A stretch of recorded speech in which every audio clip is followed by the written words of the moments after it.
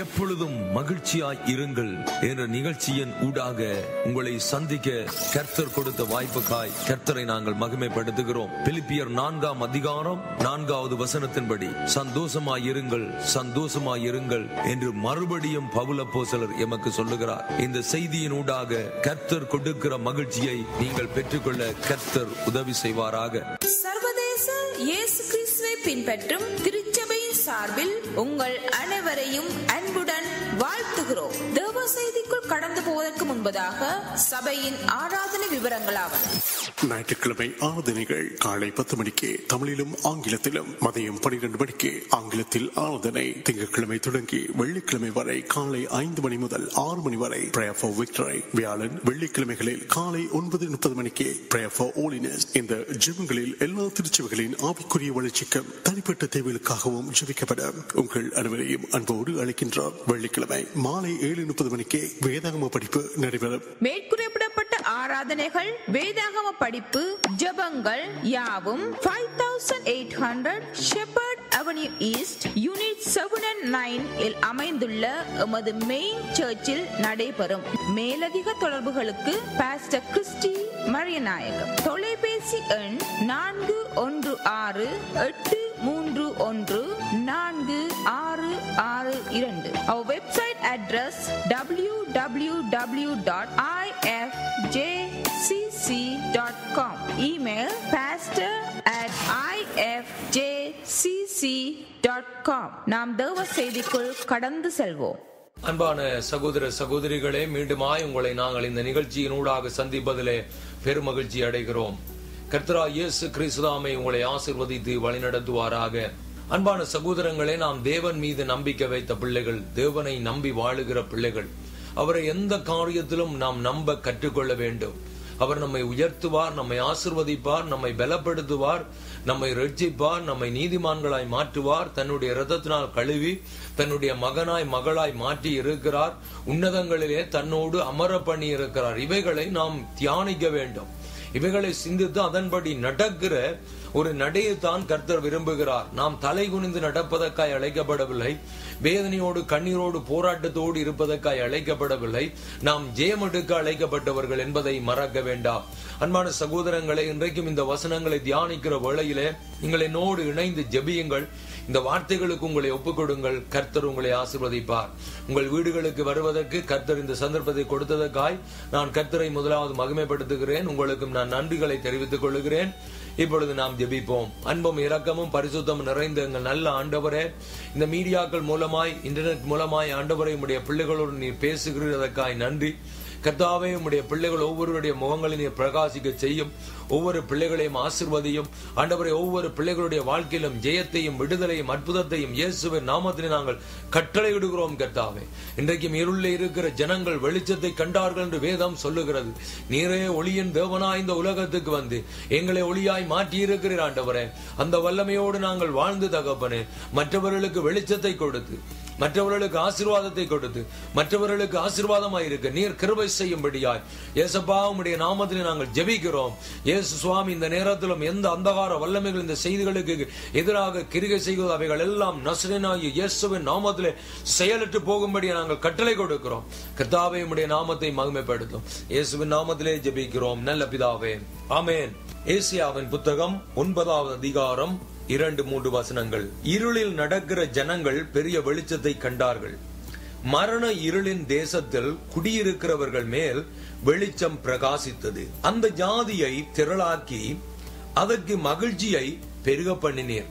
அறுப்பில் மகிழ்கிறது போலவும் கொள்ளையை பங்கிட்டுக் கொள்ளுகையில் களி கூறுகிறது போலவும் உமக்கு முன்பாக மகிழ்வார்கள். ஆமென். அன்பு சகோதரங்களே, இன்றைக்கும் இந்த வேதத்திலே பாருங்கள், நம் தேவன் நம்மை களி கூற பண்ணுக வைக்கிற தேவன், நம்மை மகிழ்ச்சியால் நிரப்புகிற தேவன். இன்றைக்கும் சில கணவன்மார் தன்னுடைய மனைவிகளை கொடுமைப்படுத்தி அவர்களுக்கு தேவையில்லாத கேலிகளை சொல்லி, அவர்களுடைய இயலாமையை சொல்லி அவர்களை பரிகாசம் பண்ணுவார்கள். அதே போல் மனைவிமார், அதே போல் பிள்ளைகள், அதே போல் பெற்றோர்கள், அதே போல் நண்பர்கள், எமக்கு எதெல்லாம் முடியாமல் இருக்கிறதோ அதை பரிகாசம் பண்ணுவார்கள். இன்றைக்கும் என்னை பார்த்து ஒரு காலத்துல நீ பாட்டுகளை ஆர்வமாய் பாடுகிறவர்களே, இது எந்த திரைப்படத்திலே இந்த கதை வசனம் போனது என்று கேட்டவர்கள் உண்டு. கர்த்தருடைய கிருபையினால் இன்றைக்கும் எங்களுடைய ஆராதனையிலே எத்தனையோ மக்களை கர்த்தர் தொடுகிறார். அதிலே குறிப்பாய் நாங்கள் அந்த ஆராதனையிலே பாடுகிற பாட்டை கர்த்தர் மகிமைப்படுத்துகிறார். கர்த்தருடைய கிருபை. இன்றைக்கு கர்த்தர் நம்மை கலிகூற பண்ணுகிறவர். ஒரு காலத்திலே நாங்கள் அப்படி இருந்திருக்கலாம். ஆனால் கர்த்தருடைய பெரிதான கிருபையினால் கர்த்தர் எங்களை பயன்படுத்துகிறார். இன்றைக்கு உலகத்தில் இருக்கிறவர்கள் இப்பொழுது நம்மை கீழே போடுவதற்கு முயற்சி செய்வார்கள். ஆனால் நம் தேவன் நம்மை உயர்த்துகிறவர் மாத்திரமல்ல, கலிகூற பண்ணுகிறவர். பாருங்கள், ஆண்டவராய் இயேசு கிறிஸ்து இந்த பூமிக்கு வந்தது, இந்த பூமியிலே நாம் கலிகூற வேண்டும். பரலோகத்திலே போய் கலிகூறுகிறது என்று சொன்னால் அவர் வந்திருக்க தேவையில்லை. அல்லது அந்த வந்த உடனே, ரட்சிக்கப்பட்ட உடனே நம்மை பரலோகத்துக்கு எடுத்தால் தான் உண்மையாகவே அது அந்த அவர் வந்ததனுடைய நோக்கம் நிறைவேறும். ஆண்டவராய் இயேசு கிறிஸ்து எல்லாவற்றையும் கொடுப்பார். abundantly-ஆக, முழுமையாக கொடுப்பதற்காய் ஆண்டவர் இந்த உலகத்துக்கு வந்தார். அன்பு சகோதரங்களே, அப்படி வந்த தெய்வம் நம்மை ஆசீர்வதிக்கிறவராய் இருக்கிறார், நம்மை விடுதலை ஆக்குறவராய் இருக்கிறார், நமக்கு வெற்றியை தருகிறவராய் இருக்கிறார், நமக்கு சமாதானத்தை கொடுக்கிறவராய் இருக்கிறார். அந்த இயேசு கிறிஸ்துவை நோக்கி பார்க்கிற வேளையிலே ஒருபோதும் வெட்கப்பட்டு போவதில்லை. நம்முடைய முகங்களை பிரகாசிக்க செய்வார். நமக்கு நித்திய ஜீவன் கேரண்டீட். எப்பொழுது ரட்சிக்கப்பட்டோமோ, எப்பொழுது நாம் முழுக்க ஞானஸ்தானம் எடுத்தோமோ, எப்பொழுது ஆண்டவருடைய வார்த்தைக்கு நம்மை ஒப்புக் கொடுத்து வாழ்ந்து கொண்டு இருக்கிறோமோ, நமக்கு நித்திய ஜீவன் இருக்கிறது. ஆண்டவராய் இயேசு கிறிஸ்துவோடு நாம் அரசாள போகிறோம். ஆனால் இந்த பூமியிலே அவருடைய சாயலிலே நாம் படைக்கப்பட்டிருக்கிறோம். அவருடைய ராஜாக்களினுடைய ராஜாவினுடைய ராஜா.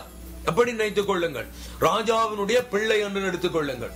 ராஜாவினுடைய பிள்ளை வறுமையிலும் தரித்திரத்திலும் நோயிலும் போராட்டத்திலும் இருக்கிறதை பார்த்துவிட்டு ராஜா அப்படியே சிரித்துக் கொண்டிருப்பாரா? இல்லை. ராஜாவுக்கு அவமானமா இருக்கும். ராஜா சொல்லுவார், இல்லை, நீ என்னுடைய மகன், நீ ஆள பிறந்த நீ வாழ வேண்டும். இன்றைக்கும் கர்த்தர் நம்மை அப்படித்தான் அழைக்கிறார். அன்பான சகோதரனே, சகோதரியை, நாம் ராஜாதி ராஜாவும் தேவாதி தேவனுமாகிய அந்த தேவனுடைய பிள்ளைகள். அவர் என்ன பரலோகத்திலிருந்து செய்கிறாரோ அதை பூமியிலிருந்து நானும் நீங்களும் செய்வதற்கு அழைக்கப்பட்டவர்கள். நாம் ஆள பிறந்தவர்கள் என்பதை மறக்க வேண்டாம். அடிக்கடி சொல்லிக் கொள்ளுங்கள், கர்த்தருடைய மகன் நான், கர்த்தருடைய மகள் நான், கர்த்தருக்காய் பிரகாசிக்கிற பிள்ளை. கர்த்தர் இந்த பூமியிலே பரலோகத்திலே என்ன செய்ய விரும்புகிறார் அதை கொண்டு இந்த பூமியிலே கர்த்தர் என்னை கொண்டு செய்வார் என்று நம்புங்கள். அதை விசுவசியுங்கள், அதை நாமனால் அறிக்கை செய்யுங்கள், அதை சொல்லிக் கொண்டே இருங்கள். அது உங்களுடைய வாழ்க்கையில நிறைவேறுவதை பார்க்க முடியும். கர்த்தரை மகிமைப்படுத்துவதோடு அவருடைய மகன் நான், ஆகவே நான் இதை கட்டளையிடுகிறேன், ஆகவே நான் இதை உரிமையோடு சொல்லுகிறேன், ஆகவே நான் இதை அதிகாரத்தோடு சொல்லுகிறேன். பாருங்கள், இங்கே வேதம் சொல்லுகிறது, இருளிலே நடக்கிற ஜனங்கள் பெரிய வெளிச்சத்தை கண்டார்கள். ஆண்டவராய் இயேசு கிறிஸ்துவின் பிறப்பை இன்னும் 2 மாதத்திலே இந்த உலகம் முழுக்க கொண்டாடுகிறது. ஆனால் வேதத்தின் அடிப்படையிலே மார்கழி மாதம் தான் இயேசு கிறிஸ்து பிறந்தார் என்று திட்டவட்டமாக இந்த இடத்திலும் சொல்லப்படவில்லை. ஆனால் ஆண்டவருக்கு நன்றி, வருடத்தில் ஒரு முறையாவது இயேசு கிறிஸ்துவினுடைய பிறப்பு தான் கிறிஸ்துமஸ் என்று நினைக்கிறார்கள். இன்றைக்கு அநேகர்கள் என்ன நினைக்கிறார்கள், இயேசு கிறிஸ்து கிறிஸ்துமஸ் தாத்தாவுடைய படத்தை ஏன் கிறிஸ்துமஸுக்கு போட்டிருக்கிறது என்று சொல்லி கேட்கிறதுக்கு பதிலாக இப்பொழுது நிக்கலோஸ், அதாவது சென்ட் நிக்கலோஸுடைய பர்த்டே தான் கிறிஸ்துமஸ் என்று நினைக்கிற பிள்ளைகள் கூட இருக்கிறது. மாறிவிட்டது காலம். அன்பான சகோதரங்களே, இந்த 2 மாதத்திலே இந்த வசனங்களை கிறிஸ்துமஸிலே மாத்திரம் தியானிப்பதற்காய் தேவன் வேதத்திலே கொடுக்கப்படவில்லை. அங்கே பின்பாக நமக்கு ஒரு பாலகன் பிறந்திருக்கிறார், அதை கிறிஸ்துமஸ் நாட்களில் நாம் தியானிக்கலாம், அல்லது இன்னொரு முறை சந்தர்ப்பம் கிடைத்தால் நாம் தியானிக்கலாம். இந்த சீசனுக்கு தான் இந்த வார்த்தை என்றல்ல, வார்த்தை ஒவ்வொரு நாளும் நமக்கு பிட்டாகும். அது நம்முடைய வாழ்க்கையில எல்லா இடத்திலும் பொருந்தக்கூடியது. அதனால் தான் அந்த வார்த்தை ஜீவன் உள்ளது. பாருங்கள், இருளே நடக்கிற ஜனங்கள் பெரிய வெளிச்சத்தை கண்டார்கள். இயேசு கிறிஸ்து பிறந்த வேளையில் இந்த உலகத்திலே முகாபெரிய ஒரு வெளிச்சம் தோன்றியது. அந்த நட்சத்திரத்தை கண்டு சாஸ்திரிகள் நடந்து வந்தார்கள். அந்த பிரகாசமான ஒளியை கண்டு மேய்ப்பர்கள் பயந்து நடுங்கினார்கள், கர்த்தரை மகிமைப்படுத்தினார்கள், வான சேனையோடு தேவனை துதித்தார்கள் என்று பார்க்கிறோம்.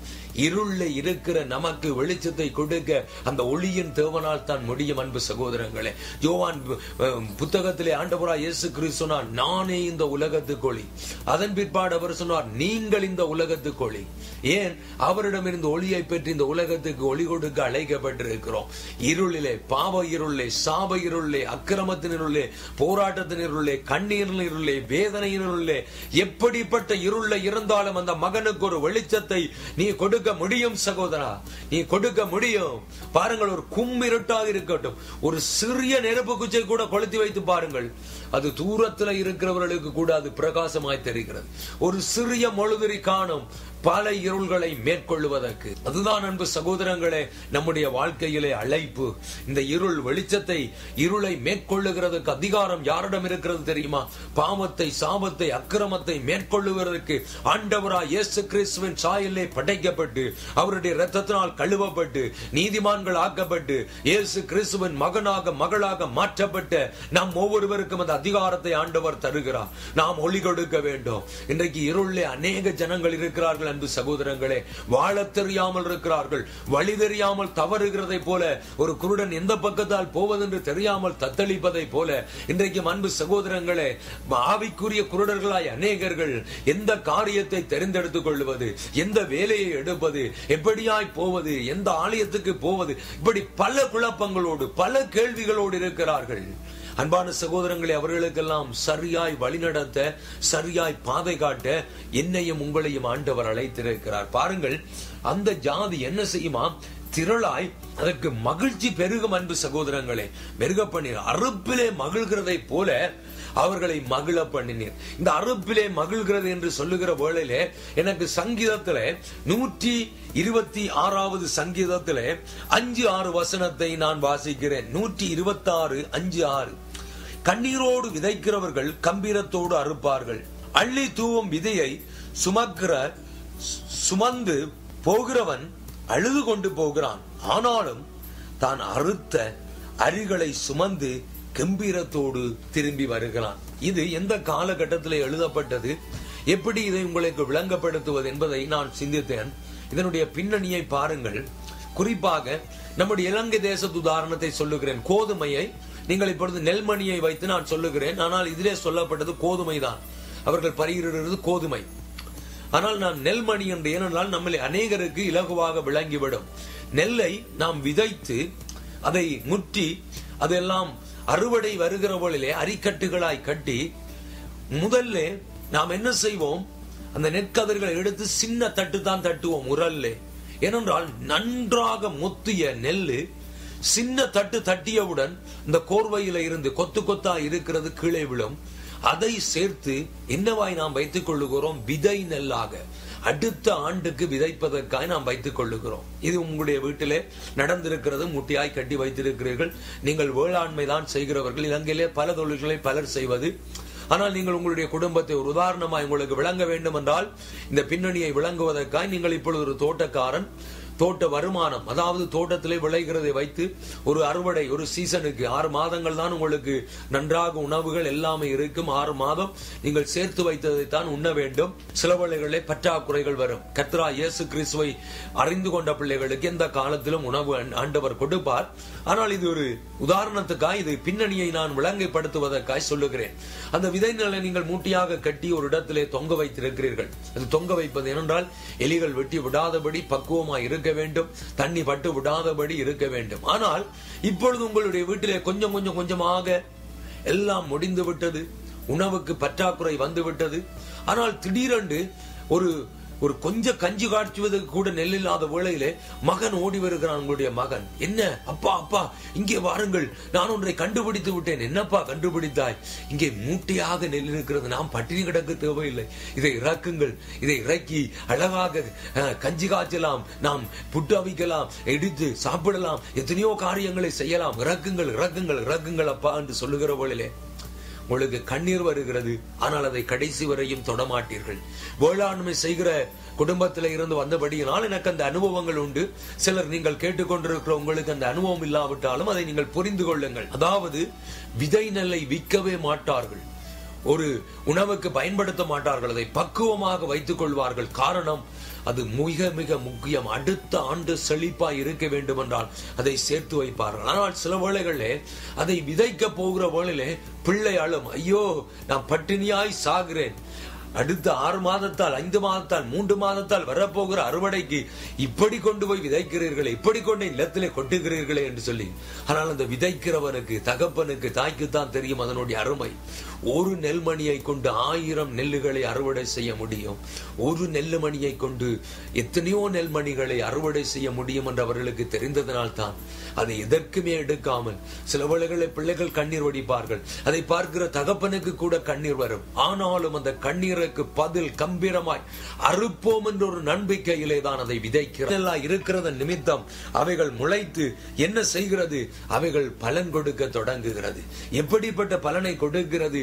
கொத்து கொத்தாக கொடுக்கிறது. அதை கம்பீரமாக அரிக்கட்டுகளை சுமந்து வருவதை போல சுமந்து கொண்டு வருகிறான். ஆசையாய் கொண்டு வந்து அடிக்கிறான். அதை குத்தி உணவாக பிள்ளைகளுக்கு கொடுக்கிறான். அது போலதான் அன்பு சகோதரங்களே, நம்முடைய வாழ்க்கையிலே கர்த்தரை நாம் நம்பி பொறுமையாக நமக்கு கொடுக்கப்பட்ட ஓட்டத்திலே பொறுமையாக ஓட வேண்டும். அதே வேளையிலே விசுவாசத்தோடு ஓட வேண்டும். நான் மகிழ்ச்சியை இந்த உலகத்திலே காண்பேன். ஏதோ சிலருடைய போதனைகள் என்னவா இருக்கிறது? மரித்த பிற்பாடு பரலோகம் போய் நாம் மகிழ வேண்டும் என்று சொல்லி. அன்பான சகோதரங்களே, மகிழ்ச்சி அங்கே இருக்கிறது, ஆனந்தம் இருக்கிறது. ஏசியாவின் புத்தகத்திலே தான் சொல்லப்பட்டிருக்கிறது. அங்கே நோய் இல்லை, வேதனை இல்லை, கண்ணீர் இல்லை, போராட்டம் இல்லை, துக்கம் இல்லை. உண்மைதான். ஆனாலும் இந்த பூமிகளை நாம் அவைகளை அனுபவிக்க முடியும். இதை எத்தனை பேர் விசுவசிக்கிறீர்களோ அத்தனை பேர்களும் ஆமேன் என்று சொல்லுங்கள், அல்லேலூயா என்று சொல்லுங்கள். அதை ரிசீவ் பண்ணி கொள்ளுங்கள். ஆமேன், அல்லேலூயா. அன்பான சகோதரங்களே, இந்த பூமியிலே நாம் தரித்திரராய் இருக்க வேண்டும் என்று சொன்னால் இயேசு கிறிஸ்து தரித்திரனாய் இருக்க வேண்டிய அவசியம் இல்லை. நாம் தலை குனிந்து இருக்க வேண்டும், தலை குனிந்து நடக்க வேண்டும் என்று சொன்னால் இயேசு கிறிஸ்து பிலாத்துவுக்கு முன்பதாக தலை குனிந்து நிற்க வேண்டிய அவசியம் இல்லை. நாம் வாய் பேசாமல் இருக்க வேண்டும் என்று சொன்னால் இயேசு கிறிஸ்து மயிர் கத்தரிக்கிறவனுக்கு முன்பதாக கத்தாத ஆட்டுக்குட்டியை போல அவர் பொறுமையோடு தன்னை ஒப்புக் கொடுத்திருக்க வேண்டியதில்லை. அவைகளால் கிடைத்த வெற்றியை நானும் நீங்களும் சுதந்திரிக்க அழைக்கப்பட்டிருக்கிறோம். அன்பு சகோதரங்கள், இன்றைக்கும் கர்த்தருடைய வார்த்தை நம் கால்களுக்கு தீபமாய் இருக்கிறது, நம்முடைய பாதைக்கு வெளிச்சமாய் இருக்கிறது. ஆண்டவர் என்ன சொல்லுகிறார்? இருளை இருக்கிற ஜனங்கள் வெளிச்சத்தை காண்பார்கள். இன்றைக்கும் அன்பு சகோதரங்களே, ஒரு ஒளியாக நம்மை என்னையும் உங்களையும் ஆண்டவர் படைத்திருக்கிறார். நாம் ஒளி கொடுக்க வேண்டும். கலங்கரை விளக்காக எப்படியாய் அந்த கலங்கரை விளக்கை பார்த்து தூர தேசத்திலிருந்து வருகிற கப்பல்கள் காப்பாற்றப்பட்டு இருளை இருக்கிற ஜனங்கள் கரையை வந்து சேருகிறார்களோ, அப்படியாய் பாவத்திலே, சாபத்திலே, அக்கிரமத்திலே மரித்துக் கொண்டிருக்கிற ஜனங்கள், போராட்டத்தில் இருக்கிற ஜனங்கள், கண்ணீர்ல இருக்கிற ஜனங்கள், இயேசு கிறிஸ்து என்னும் ஒரு தெய்வம் என்னை வாழ வைத்தவர் உங்களையும் வாழ வைப்பார் என்று சொல்லுகிறதுக்கு உங்களை பார்த்து கொண்டிருக்கிறார். சகோதரனே, சகோதரி, இது ஒரு பெரிய ஒரு மாபெரும் அழைப்பு. இந்த அழைப்புக்குன்னே ஒப்புக்கொடு பாயா, இந்த அழைப்புக்குன்னே ஒப்புக்கொடு. ஜாதிகள் இருளை இருக்கிறது, குலங்கள் இருளை இருக்கிறது, தேசங்கள் இருளை இருக்கிறது. ஆண்டவரை அறியாத பிள்ளைகள் இன்னும் இருளை தான் நடக்கிறார்கள் என்று சகோதரங்களே. ஆனால் இயேசு கிறிஸ்துவை ஏற்றுக்கொண்ட பிள்ளைகள் ஒளியிலே நடக்க முடியும். இந்த உலகத்துக்கு ஒளியாக ஒப்பாக மாற்றுவார் ஆண்டவர். கண்ணீரோடு விதைக்கிறீர்களா? கம்பீரத்தோடு அறுப்போம் என்று நம்புங்கள். நீங்கள் சில வேளைகளிலே தண்ணீர் மீது விதையை போடும்படியாய் ஆண்டவர் சொல்லுகிறார். நீங்கள் விதைத்த அறுவடையை காணவில்லை என்று ஏங்குகிறீர்களா? ஐயோ, எத்தனை தடவை சத்தியம் சொல்லிவிட்டாச்சு. இந்த கணவன் இன்னும் திறந்தவில்லையே, மனைவி இன்னும் திறந்தவில்லையே, பிள்ளைகள் இன்னும் திறந்தவில்லையே, பெற்றோர் இன்னும் திறந்தவில்லையே, உறவுகள் இன்னும் திறந்தவில்லையே, நண்பர்கள் இன்னும் திறந்தவில்லையே. கண்ணீரோடு விதைக்கிறீர்களா? கவலைப்பட வேண்டாம். நீங்கள் கம்பீரத்தோடு அறுக்கிறதுக்கு கர்த்தர் கிருபை செய்வார். இருள இருக்கிற எந்த மனுஷனையும் பிரகாசிக்க செய்கிற மெய்யான ஒளிதான் நாம் இயேசு கிறிஸ்து.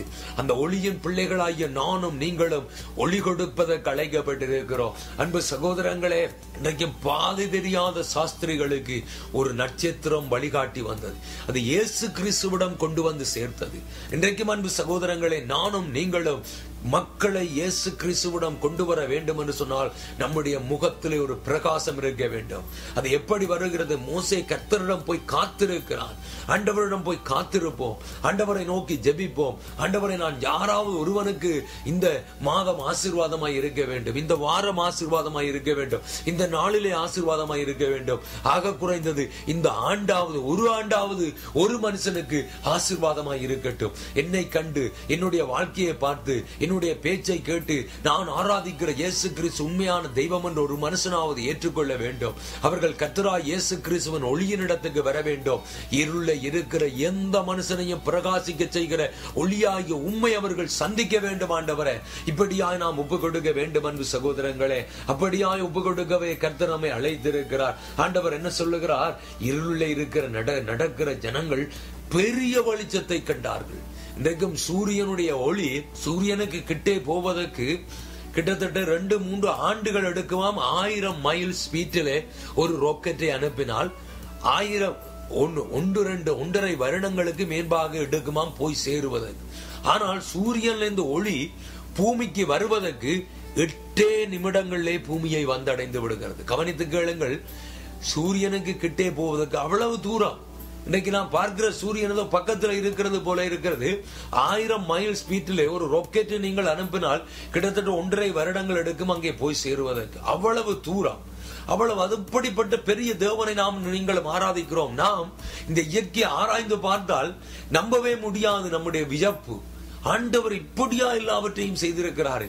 அந்த சூரியனுடைய ஒளி 8 நிமிடத்தில், ஏனென்றால் அவ்வளவு பவர், அவ்வளவு வல்லமை உள்ளது, ஏனென்றால் அவ்வளவு பிரகாசம் உள்ளது. அதை பிரவாக்கின தேவன் எவ்வளவு பிரகாசம் உள்ள தேவன். மோசையுடைய முகத்தையே பார்க்க முடியாதபடி அப்படியே தலையை மூடிக்கொண்டார்கள், மொட்டாக்கு போட்டு மூடிக்கொண்டார்கள் என்று பார்க்கிறோம். ஆமென் அன்பு சகோதரங்களே, மோசையுடைய முகத்தை கவ பண்ணினார்கள், ஏனென்றால் பார்த்து பேச முடியாது. தேவனுடைய ஒளி அவன் மீது பிரகாசிக்க தொடங்கியது. இன்றைக்கும் அன்பு சகோதரனே, சூரியனிடம் இருந்து ஒளியை பெற்று சந்திரன் பிரகாசிக்கிறதை போல நானும் நீங்களும் பிரகாசிக்க அழைக்கப்பட்டிருக்கிறோம். இந்த தெய்வத்தின் ஒளியை பெற்று, இயேசு கிறிஸ்துவின் ஒளியை பெற்று, பரிசுத்த ஆவியின் ஒளியை பெற்று இந்த உலகத்துக்கு ஒளி கொடுக்கிற பிள்ளைகளாய் மாற வேண்டும் சகோதரங்களே, மாற வேண்டும் சகோதரிகளே. நம்மை தேவன் அழைக்கிறார். இந்த உலகத்துக்கு உப்பாய் இருக்கும்படியாய், ஒளியாய் இருக்கும்படியாய், ஆசீர்வாதமாய் இருக்கும்படியாய், அற்புதத்தை செய்யும்படியாய், அதிசயத்தை செய்யும்படியாய், இருள இருக்கிற ஜனங்களை வெளிச்சத்துக்கு கொண்டு வரும்படியாய் கர்த்தர் நம்மை அழைக்கிறார். ஆமென் அன்பு சகோதரங்களே, அறுப்பு காலத்திலே அகமகிழ்கிறதை போல நம்முடைய வாழ்க்கையிலே மகிழ்ச்சி உண்டாக வேண்டும். மகிழ்ச்சியை கொண்டாடுவதற்காக நாம் அழைக்கப்பட்டிருக்கிறோம். மகிழ்ச்சியிலே ஆனந்த களிப்பை கொண்டாடுவதற்காக அழைக்கப்பட்டிருக்கிறோம். பரிசுத்த ஆவியானவர் நம்மை பலப்படுத்துகிறவராய் இருக்கிறார், நம்மை ஆசீர்வதிக்கிறவராய் இருக்கிறார், நம்மை உயர்த்துகிறவராய் இருக்கிறார், நம்மோடு கூட நடக்கிறவராய் இருக்கிறார். ஆமென் அன்பு சகோதரங்களே, பரிசுத்த ஆவியானவர் நம்மை பிரகாசிக்க வைப்பார், பலருக்கு ஆசீர்வாதமாய் மாற்றுவார். மகிழ்ச்சியை கொண்டாட நாம் நம்முடைய வாழ்க்கையில மகிழ்ச்சியை கொண்டாட ஆரம்பிக்க வேண்டும். This is the day that the Lord has made. I will rejoice and be glad in it. கர்த்தர் படைத்த நாள், நான் களி கூறுவேன், நான் மகிழுவேன்.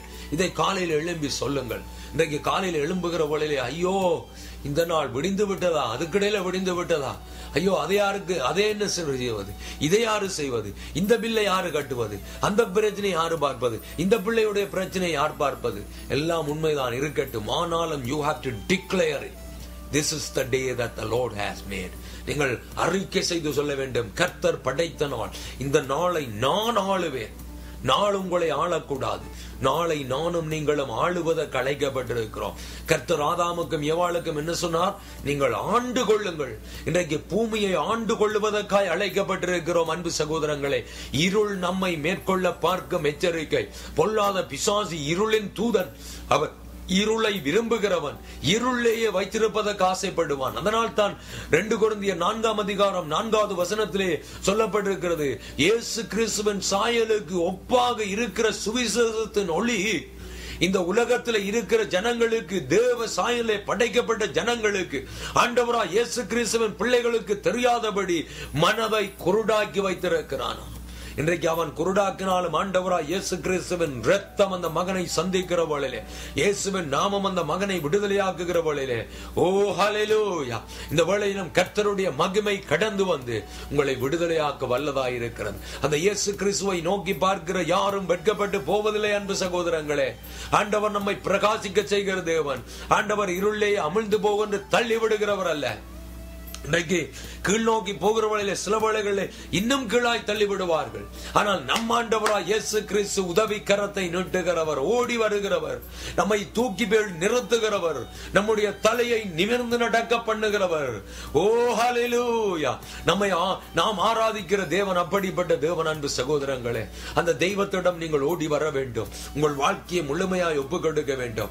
ஆண்டவரை, நான் உமக்காய் பிரகாசிக்க விரும்புகிறேன். ஆண்டவரை, நான் உமக்காய் ஓட விரும்புகிறேன். ஆண்டவரே, நான் உலகத்துக்கு ஒளியாய் இருக்க விரும்புகிறேன். ஆண்டவரே, நீர் எனக்குள்ளே வந்துவிட்டால் அந்த ஒளி பிரகாசிக்க ஆரம்பிக்குமே. நீர் எனக்குள்ளே வந்துவிட்டால் ஜனங்கள் விடுதலை அடைவார்களே. நீர் எனக்குள்ளே வந்துவிட்டால் ஜனங்கள் ஆசீர்வதிக்கப்படுவார்களே. நீர் எனக்குள்ளே வந்துவிட்டால் நம்முடைய விருப்பம் நிறைவேறுமே. நீர் வாரோ, என்னுடைய இதயத்திலே வந்து வாசம் செய்யும். என்னுடைய இதயத்தில் இருந்து சூரியனை போல ஆண்டவரை என்னுடைய முகத்தை பிரகாசிக்க செய்யும். அநேகருக்கு நான் ஒளியாய் இருந்து அநேகருக்கு மகிழ்ச்சியை கொடுக்கட்டும். இன்றைக்கு அநேகர்கள் என்ன வேதனையை, கண்ணீரை, போராட்டத்தை தான் கொடுக்கிறார்கள். ஆனால் நாம் அதற்கு அழைக்கப்படவில்லை. நீயும் நீங்களும் நாங்களும் நான் எதற்காய் அழைக்கப்பட்டிருக்கிறோம் அன்பு சகோதரங்களே? மகிழ்ச்சியை கொண்டாடுவதற்காய், வெற்றியை கொண்டாடுவதற்காய். கர்த்தராகிய இயேசு கிறிஸ்து எல்லாவற்றையும் சிலுவையிலே செய்து முடித்து விட்டார் என்று சொல்லுவதற்காய் நாம் அழைக்கப்பட்டிருக்கிறோம். ஆகவே ஜெபம் செய்வோம். அன்பும் இரக்கமும் பரிசுத்தமும் நிறைந்தங்கள் நல்ல ஆண்டவரே, இந்த நாளில் உம்முடைய கிருபை ஆண்டவரே, உம்முடைய பிள்ளைகளை சூழ்ந்து கொள்வதற்காய் நன்றி. உம்முடைய வல்லமை கடந்து வருவதற்காய் நன்றி. உம்முடைய பிரசன்னம் கடந்து வருவதற்காய் நன்றி. ஆண்டவரே, நீர் செய்த நினைத்ததை யாரும் ஆண்டவரை தடுக்க முடியாது. கர்த்தாவே, உம்முடைய கிருபை கிருபை கிருபை கடந்து வருவதற்காய் நன்றி. இந்த வேளையில் உம்முடைய பிள்ளைகள் ஆண்டவரை ஒளியை கண்டுகொள்வார்களாக. கர்த்தர் பெரிய காரியத்தை செய்வதை கண்டுகொள்வார்களாக.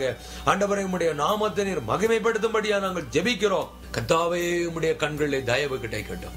இயேசு கிறிஸ்துவின் வல்லமையுள்ள நாமத்தில் ஒவ்வொரு பிள்ளைகளையும் விடுதலை ஆக்கி ஒளியை சுதந்திரித்துக் கொள்வார்களாக. ஒளியை பெற்று மற்றவர்களுக்கு ஒளி கொடுப்பார்களாக ஒரு பிள்ளைகளும் இயேசுவின் நாமத்திலே ஜெபிக்கிறோம் நல்ல பிதாவே, ஆமென். அன்பு சகோதரங்களே, ஒரு முக்கிய அறிவித்தல். நவம்பர் 6ஆம் தேதியிலிருந்து 8ஆம் தேதி வரை, நவம்பர் 6ம் 7ம் பின்னேரம் 7:30 மணிக்கு நம்முடைய ஆலயத்திலே எவாஞ்சலிஸ்ட் அருள்ராஜ் அவர்களுடைய கூட்டம்.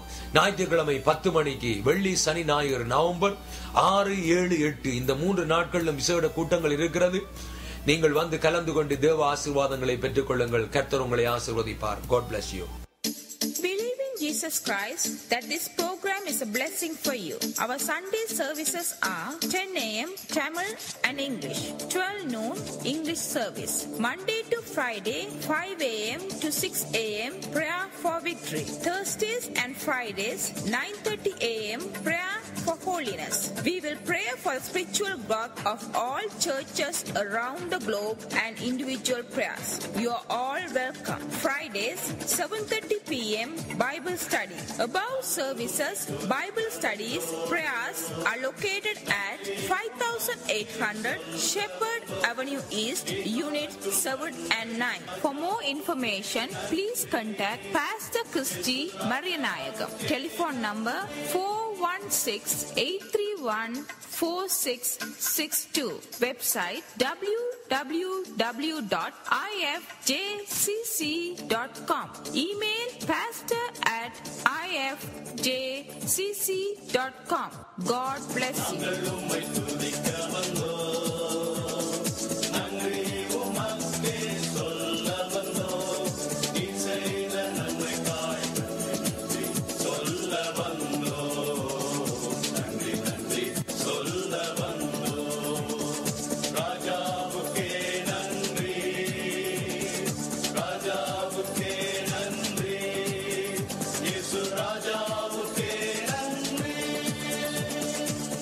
ஆமென். அன்பு மீடியா நேயர்களே, உங்கள் ஜெப தேவைகளுக்கும் ஆலோசனைகளுக்கும் எம்முடன் தொடர்புகளை ஏற்படுத்திக் கொள்ளுங்கள். உங்களுக்காக ஜெபிப்பதற்கு நாங்கள் காத்திருக்கிறோம். ஆண்டவராய் இயேசு கிறிஸ்துவின் வருகை தாமதிக்குமானால் மற்றும் ஒரு நிகழ்ச்சியில் சந்திக்கும் வரை சர்வதேச இயேசு கிறிஸ்துவை பின்பற்றும் திருச்சபையின் சார்பிலே உங்களிடமிருந்து விடை பெறுவது பாஸ்டர் கிறிஸ்டி மரியநாயகம். கர்த்தர் உங்களை சியோனிலிருந்து ஆசீர்வதிப்பாராக. ஆமென்.